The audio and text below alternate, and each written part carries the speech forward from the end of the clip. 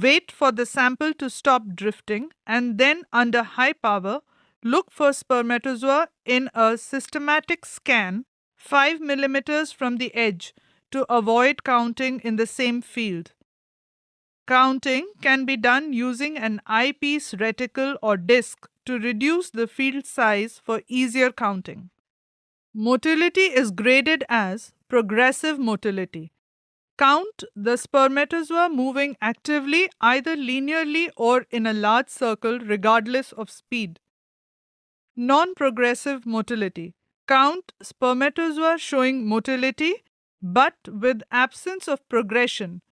For example, moving slowly in small circles or only a flagellar beat seen. Immotility. Spermatozoa showing no movement whatsoever.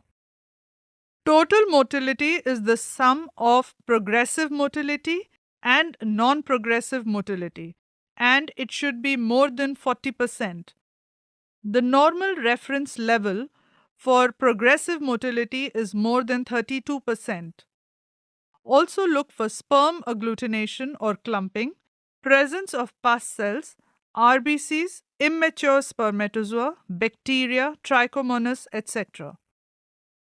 Agglutination. Agglutination indicates immunologic infertility. Agglutination is said to be present when motile sperms stick to each other with an orientation such as head to head, tail to tail, mid-piece to mid-piece, or in mixed ways, depending on the specificity of sperm antibodies. It has to be distinguished from clumping due to bacterial infection or debris, which shows non-specific orientation of sperms. Immature germ cells are round cells with relatively large amount of cytoplasm and highly condensed nucleus.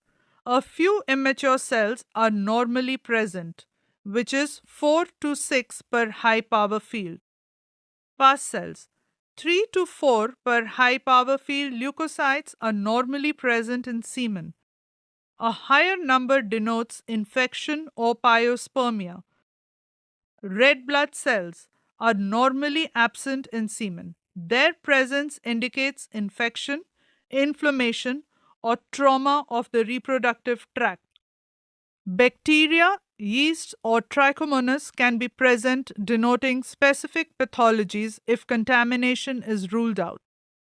Total sperm count using Newbar's counting chamber. Take 380